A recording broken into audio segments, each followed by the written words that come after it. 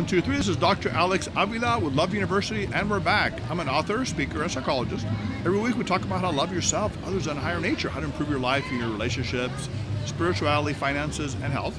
We're at the Miami Book Festival, and we're having a lot of fun with great authors and speakers and writers. And we have a very special guest right now named Susannah Charleson. She's the author of the New York Times bestseller, Scent of the Missing. She's also a flight instructor, service dog trainer, canine search and rescue team member. She has a nonprofit organization called the Possibility Dogs, which rescues, trains, and places dogs with people who are suffering from disabilities. She has her search partner, Puzzle, a golden retriever, Jack Piper, a German shepherd, and other rabble Pomeranians, Chihuahuas, and even cats. Welcome, Suzanne, to the show. Thank you so much. It's lovely to be here. So it sounds like you love animals from what I'm gathering. I know, and when you read that introduction, I think, whoa, I think I'm too busy. I have a lot going on. I know. Now let me ask you, who is the most loving dog breed?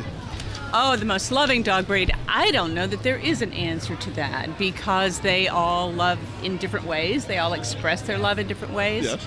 I know from working search and rescue for missing people, I have had really, really good success partnering golden retrievers because I spend so much of my search work searching for special needs missing, particularly Alzheimer's patients, that kind of thing. Right. And the people missing, when we find them, respond really well to the Goldens. Okay. And the Goldens, with their teddy bear appearance and their universal smiles, also respond very well. I was to going the to say, people. 'cause I just got a golden retriever last year, so I have There you go. So you know that smile. She's a miniature retriever, very cute female dog. Right.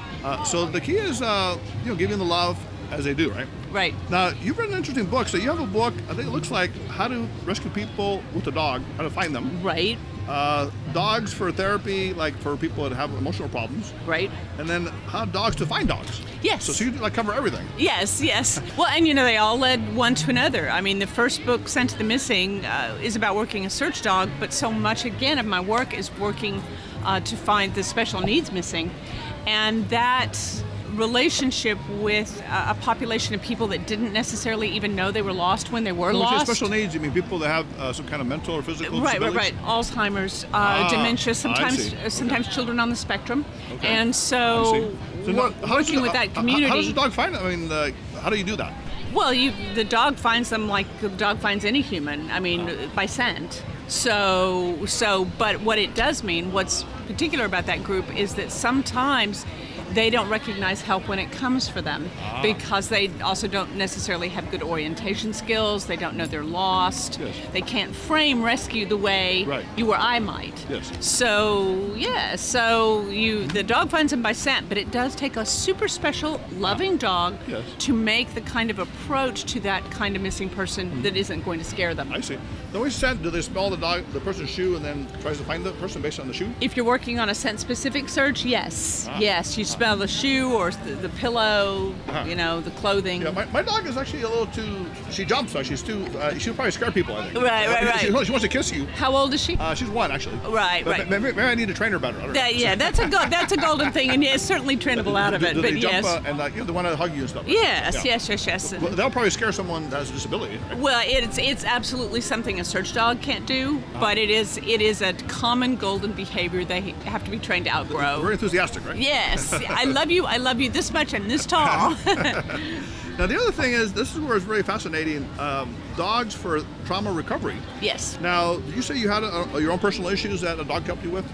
Well, yes, certainly. After many years of working search, I had some very traumatic experiences in the search field. Yes. And I found myself presenting with, I would call it obsessive compulsive behaviors, and they were typically associated after super stressful and in some cases devastating finds. Right. And would you wash your hands 10 times a day? No. I was, and you know what? I've since learned a lot of emergency responders get variations of this. Right. I was obsessively checking that my doors were locked when I left the house. Oh, I see. So I was protecting my home. You're a checker. Yeah, because I was finding so many people who had lost, irrevocably lost family. Yes, right. So, and from what I've found out since is, you get a lot of firefighters who obsessively check stoves, or gas lines, or et cetera. So what is the mechanism, you think, that the dog's therapy helped you? Like, was it just licking you on the face a lot? Was it playing with you? Well, you train these dogs. You know, any mental health issue can rise to the level of a disability.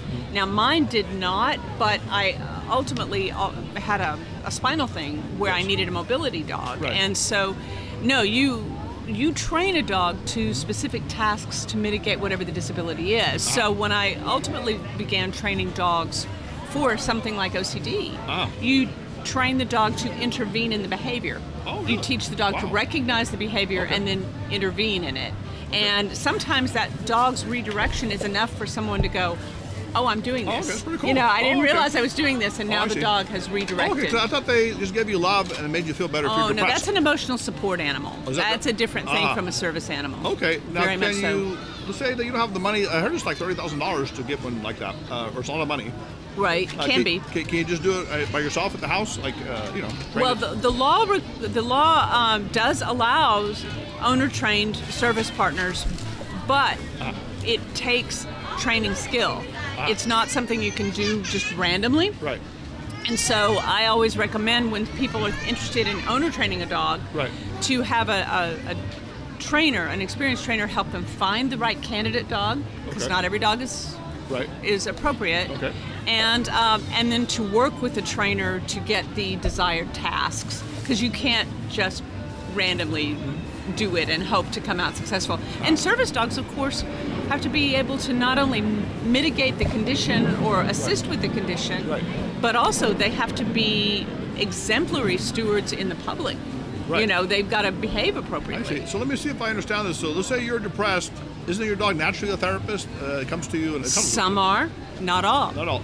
So what do you have to teach the dog to do to be a therapy emotional dog for depression? Okay, well now an emotional support animal and a service dog are different things, but if you're training a service animal, I mean, at home, say at home, you know, you're doing the home ownership thing. Right. Well, again, if you're training the dog to be a service partner that will go with you out in public, and to mitigate, depression that maybe presents as an inability to move. Yes. You know, a withdrawal to the point that you can't move. Then the dog recognizes the behavior and sometimes they'll guide people outside. Like nudge you to get out or something? Okay, with their nose. Yes, there are dogs that are trained to bring leashes to get people who are reluctant to leave their homes to go outside. So it's more than just emotional support? Like no, it's a trained task. It's like redirection. So it's more behavioral action. Yes, yes, yeah. I was thinking that they lick you and they cuddle with you, so that by itself releases oxytocin and endorphins. Sure, absolutely. So that by itself can help you. So yes, there is a second benefit for sure. Yeah. For sure. Secondary. Now you also say that dogs that are homeless make great therapy animals. Why is that? Well, they can. Yes, absolutely. The right dog can be a perfect emotional support animal because often they are extremely grateful to have been found, to have a home, and they are very responsive to affection and willing to and eager to give affection back. Yes, so they're very grateful. Yes, and so the relationship is a win-win on both sides. But of course, again, it takes the right dog. Some dogs actually, strong human emotion actually makes the dog more anxious. So those dogs are not appropriate necessarily for emotional support animals or service dogs. Sweet dogs, but they're not really prepared for that job. I see. And you said that a dog helped you heal your relationship with your parents? Yes. Now, yes, that dog comes into play in my most recent book, Where the Lost Dogs Go, and he is a dog that I rescued from a shelter. I ultimately trained him to find missing pets. Wow. So he's pet specific, he's animal specific. But the process of bringing him in and training him, he actually reconnected me to my parents who parted from each other and also from me. And we had been really largely estranged for many, many years, but this little dog ended up reconnecting us. So they divorced each other and they separated from you? Yes. Yes.